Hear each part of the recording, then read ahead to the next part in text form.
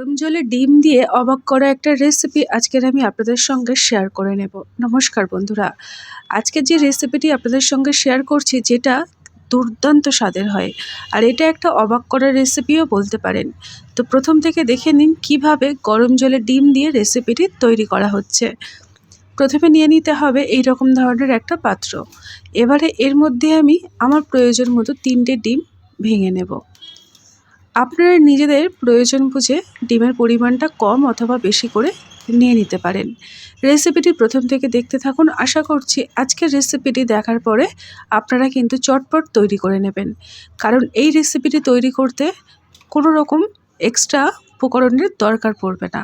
বাড়িতে যে উপকরণগুলো আমাদের থাকে সেই উপকরণ দিয়ে আজকের আমি রেসিপিটি তৈরি করব। প্রথমে ডিমটাকে ভেঙে নিতে হবে। এবারে এর মধ্যে দিয়ে দিতে হবে অল্প একটু স্বাদ মতো লবণ, দিয়ে ভালো করে একটা কাঁটা চামচের সাহায্যে ডিমটাকে ফাটিয়ে নিতে হবে। এইভাবে দেখুন ভালো করে ফাটিয়ে নিলাম। এবারে এই ডিমের মিশ্রণটাকে আলাদা একটা পাত্রের মধ্যে আমি ঢেলে নিচ্ছি। এটা সম্পূর্ণভাবে নিজের সুবিধার জন্যই আমি ঢেলে নিলাম। দেখুন ডিমটাই রেডি হয়ে গেল। এবারে এদিকে একটা কড়াইয়ের মধ্যে আমি কিছুটা জল গরম হওয়ার জন্য দিয়ে দেব। জলটা বেশ ভালো উষ্ণ গরম হবে। তারপরে এর মধ্যে আস্তে আস্তে ডিমের মিশ্রণটাকে ঢেলে দিতে হবে। জলটা যেন স্থির থাকে এই রকম অবস্থায় ডিমটাকে ঢালতে হবে।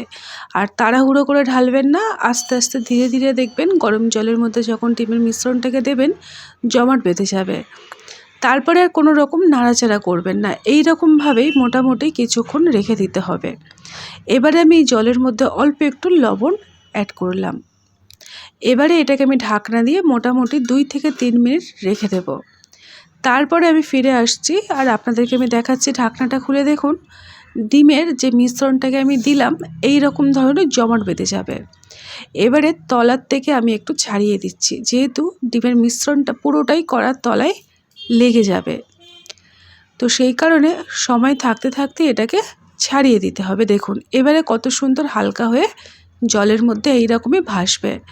আরও আমি মিনিট 2 পরে আপনাদেরকে আমি দেখাচ্ছি। দেখুন পুরোপুরি ভালোভাবে একদম জমাট বেঁধে গেছে, ঠিক যেরকমভাবে দুধের মধ্যে ছানা কাটিয়ে দিলে যেরকম হয় ওই রকম একটা পরিস্থিতি তৈরি হবে। এই দেখুন একদম নরম তুলতুলে একটা ডিমের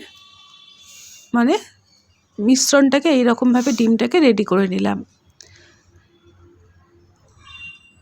এবারে একটা ছাঁকনির মধ্যে সমস্ত ডিমগুলোকে তুলে নিতে হবে। দেখুন ডিমটাকে আমি তুলে জল ঝরানোর জন্য রেখে দিলাম। আর এই যে ডিমের যে জলটা এটা আপনারা রান্নায় ব্যবহার করতে পারেন, তবে আমি আর আজকে ব্যবহার করব না। কড়াইটাকে ভালো করে পরিষ্কার করে নিয়েছি। এবারে কড়াইয়ের মধ্যে দিয়ে দিতে হবে একটু প্রয়োজন মতো সর্ষের তেল এবং রিফাইন তেল। আমি 2 রকম তেল দিয়ে আজকে রান্নাটা তৈরি করব। আপনারা যে কোনো এক ধরনের তেল দিয়ে রান্নাটি তৈরি করতে পারেন। এই রান্নায় তেলের পরিমাণটা কিন্তু একটু বেশি লাগবে। তেলের মধ্যে পেঁয়াজ আর কাঁচা লঙ্কা খুব ভালো করে ভেজে নেব। তারপরে আমি এখানে দিয়ে দেব ছোট ছোট করে কেটে নেওয়া আলু। রেসিপিটিতে আলু ব্যবহার করব, আপনারা চাইলে আলু ছাড়াও কিন্তু রান্নাটা করতে পারেন। এবারে আলুটাকে প্রথমেই কিন্তু মোটামুটি 90% ভেজে সিদ্ধ করে নেব। এবারে আমি এর মধ্যে 2টো ছোট সাইজের টমেটো অ্যাড করলাম। অল্প একটু লবণ দিয়ে দিলাম। এই লবণের মধ্যে আলু আর টমেটো একসাথে ভাজা ভাজা হয়ে যাবে, আর লবণের স্বাদটাও খুব ভালোভাবে আলুর মধ্যে ঢুকে যাবে। এইভাবে একবার হলেও এই রেসিপিটি বানিয়ে দেখবেন।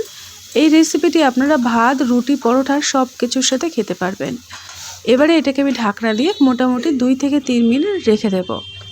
তারপরে ঢাকনাটাকে খুলে আপনাদেরকে আমি দেখাচ্ছি। দেখুন আলুটা কত সুন্দরভাবে গোটাই রয়েছে কিন্তু সিদ্ধ হয়েছে, আর টমেটোগুলো তো একদম ঘেটে গেছে।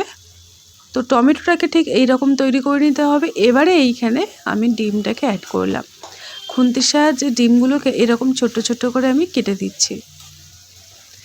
এবারে ডিমটাকে তেলের মধ্যে আলুর সাথে ভেজে নেব। সেই কারণেই প্রথমেই কিন্তু তেলের পরিমাণটা আমি একটু বেশি করেই দিয়েছিলাম। এইভাবে ডিমটাকে যদি একটু ভেজে নিয়ে রান্না করা যায় দেখবেন ডিমের আঁশটা গন্ধটা কেটে যাবে, খেতে কিন্তু বেশ ভালো লাগবে। এবারে আমি কিছুক্ষণ পরে পরে এগুলোকে নাড়াচাড়া করব, করে ডিমটাকে আলুর সাথে একটু ভালো করে ভেজে নেব। এবার আমি এর মধ্যে দিয়ে দেব অল্প একটু আদা আর রসুন বাটা।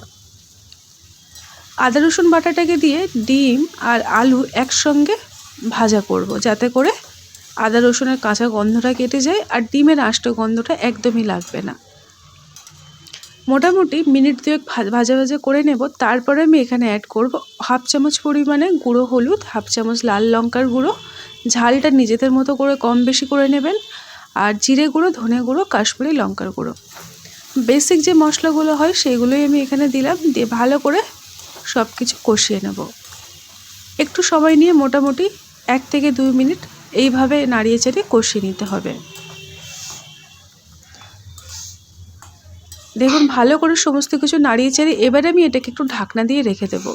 এতে করে আলুটা যতটুকু সিদ্ধ হওয়া বাকি রয়েছে সমস্তটাই সিদ্ধ হয়ে যাবে আর ডিমের আষ্টে গন্ধটা কেটে গিয়ে খুব সুন্দর একটা ফ্লেভার আসবে।